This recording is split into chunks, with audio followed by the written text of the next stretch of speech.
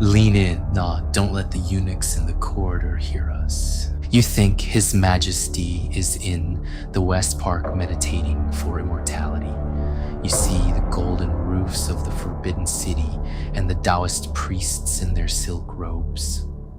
That is a complete lie. Behind those heavy crimson doors lies a real slaughterhouse. Deep inside those smoke-filled chambers, us young court maidens weren't human beings. We were livestock for his alchemy, to collect what the alchemists called pure primal blood for his longevity elixirs. He forced us, girls no older than 13 or 14, to ingest toxic metals, mercury, cinnabar, lead. He starved us for weeks, allowing us to drink only cold morning dew collected from the palace gardens. So many girls died, coughing up black blood in the dead of night. Their bodies were wrapped in straw mats and dragged out the back gate like trash, without even a wooden marker for their names. By the autumn of 1542, the emperor's madness reached its peak. The heavy metals were destroying his mind. He became violently paranoid, beating maidens to death over the smallest mistake. On a freezing night in October, 16 of us gathered in the dark corner of the laundry quarters. We looked at each other's pale, emaciated faces, and we realized a simple truth. If we didn't fight back, every single one of us would be dead before winter. Sister Yang passed around a rope, roughly twisted from silk cords.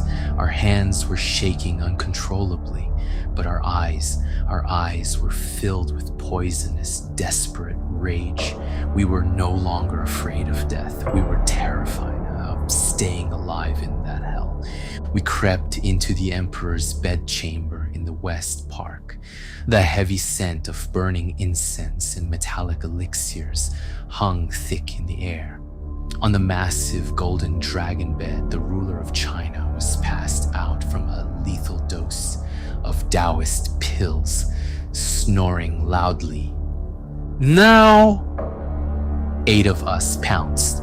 Some pinned his heavy arms, others threw a silk cloth over his face to muffle his screams, and Sister Yang looped the silk cord around his thick neck. We pulled with every single ounce of strength left in our starved, frail bodies. At that moment, the almighty Son of Heaven writhed beneath us like a suffocating pig. But sheer terror became our undoing. In our trembling panic, someone tied the cord into a dead knot. It locked tight against itself, refusing to choke his windpipe completely. He kept thrashing, his bloodshot eyes bulging under the silk cloth. Panic exploded in the room. One girl snapped under the pressure and ran screaming out the door, straight to the Empress's palace. Within minutes, heavy iron boots thundered down the hallway. The royal guards battered through the doors with drawn steel. They threw us off his body, beating us with iron truncheons until the floor was slick, with our blood. The emperor survived, but our punishment was designed to terrify the world for generations. They dragged all 16 of us, along with our entire families, to the execution grounds outside the city gates. They tied us to wooden posts and subjected us to Lingchi, death by 1,000 cuts. I watched my sisters cut piece by piece under the cold morning sun, until the butcher's blade finally reached my own throat. I died on that bitter morning centuries ago.